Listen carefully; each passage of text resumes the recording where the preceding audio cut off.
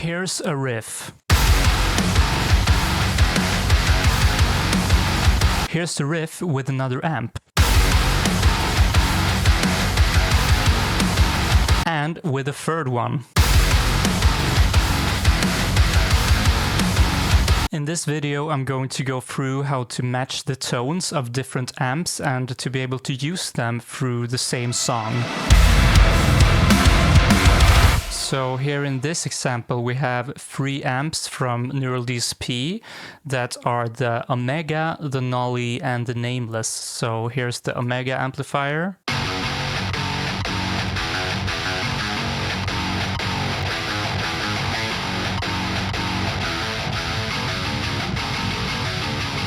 The goal with using these 3 amplifiers is to have the same tone and for the difference to only be the gain structure, so that I have options in the mix and can have some dynamics through the song by changing amps depending on the part. Now I'm going to show you the process of tone matching different amps, and for that I have gone into my guitar session. How I do the initial tone is that I am doing it in the context of the full mix, so I'm actually doing it in my mixing session.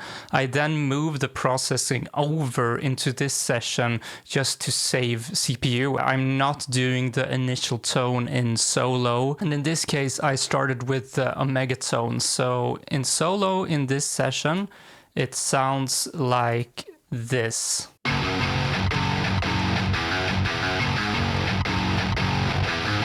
So I'm just going to quickly go over what I'm doing to the tone. I'm just starting by cutting out some scratchy stuff up here in the DI before the amp. The Goodyear amp here I'm just using for pitch effects, like over here.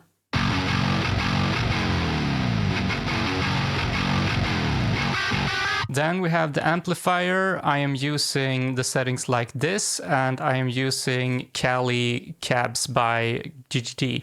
I've just exported this as an IR WAV file, but I'm using the massive cab in that plugin. Then I have some tape machine. I also have Bass Mint, one of my favorite plugins for low-tuned guitars. Some multiband compression and this funny looking EQ. So I'm gonna disengage the EQ and then engage it and you will hear the difference.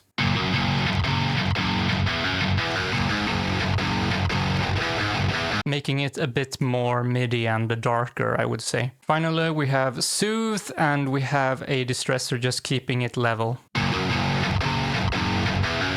Okay, so that's the full tone.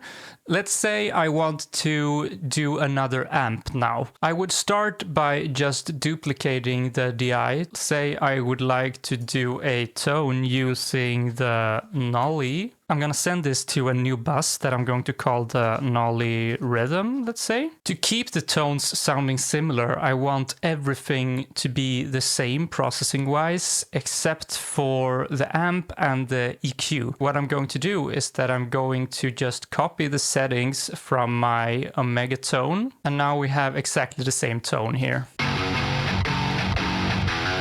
Then what I'm doing is that I am exchanging the Omega amplifier for the Nolly one. I am using the same IR as I was on the Omega tone. So without any tweaking, this is where we're at.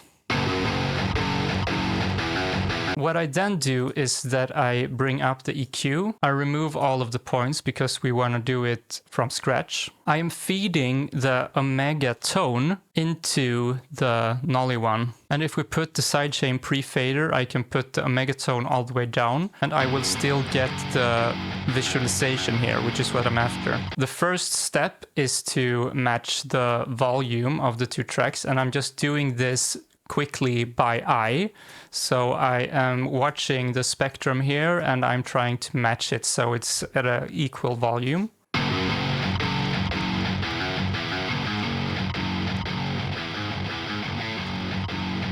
Okay, cool. Next, let's tweak the gain of the amp to see what sounds good.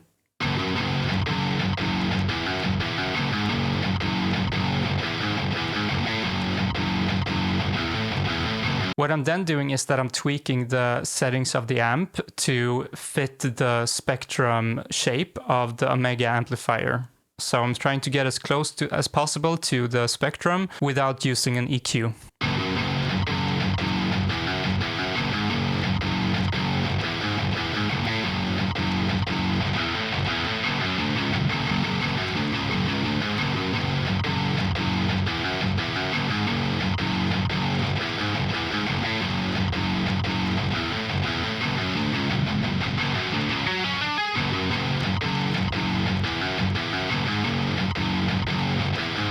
Let's now move to the next step, which is using the EQ match feature in ProQ3. So I'm just going to press EQ match. I'm going to choose the sidechain as the match target, and then I'm just going to press play.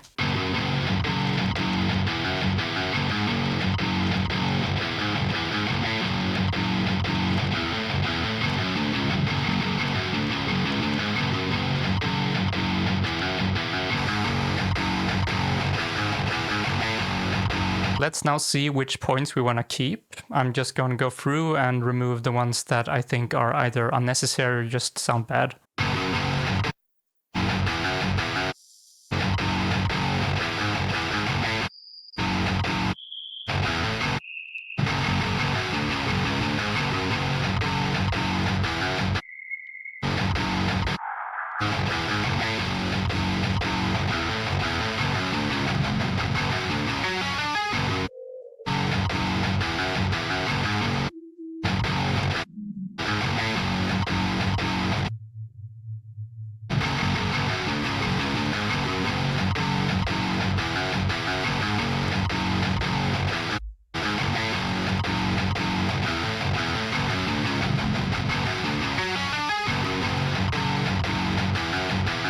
So this is a good starting point usually. Let's now compare the two tones with each other.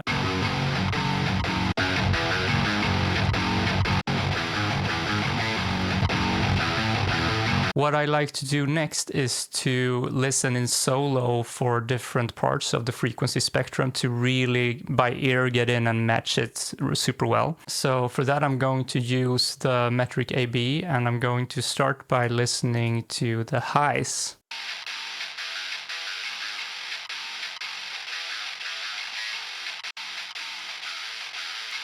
I'm hearing slightly more presence in the megatone, so I'm going to boost that up a little bit.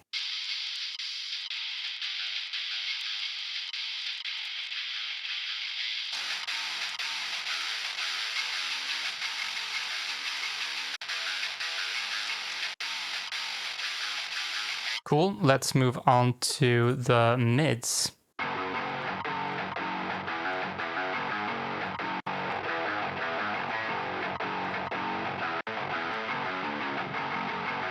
I'm hearing a bit more 800, I think. Let's see.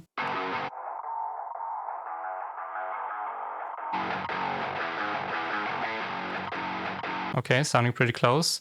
Let's move to the low mids.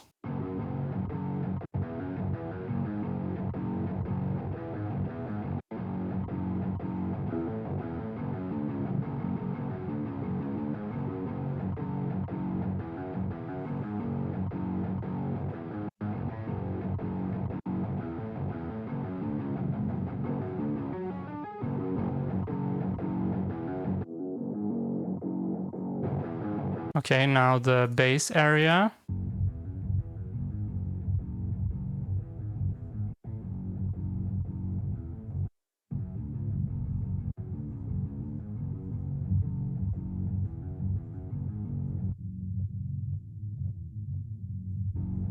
Let's now have a final comparison and see how close we got.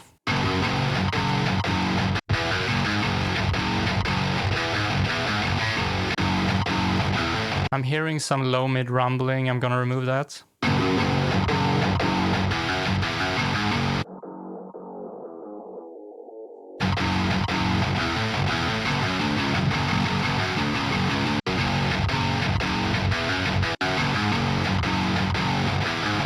Okay, sweet. I think that's sounding pretty good. The next step now is to export these files and put them back into the main mixing session. Before we move on to the final part of the video, make sure to like and subscribe if you like this kind of mixing content. So now we are back in the main mixing session, and I'm going to just talk you through what goes into choosing the different amps. So it's important to have an idea what the strengths of each amp is. For instance, the Nolly is based on a 5150, so it has a very smooth tone to my ear. It fits really well for the chorus section. The Omega amplifier has a very stringy and well-defined sound, so it fits well for the main riff.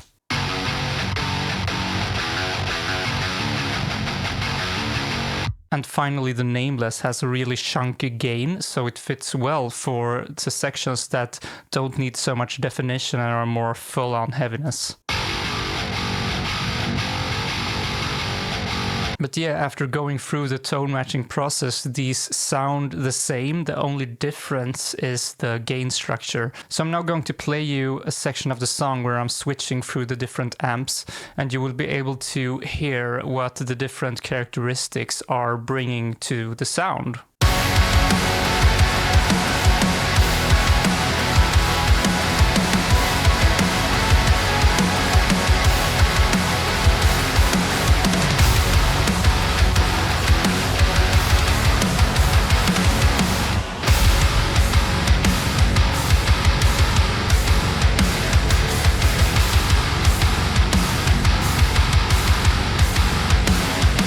I hope you found this video useful.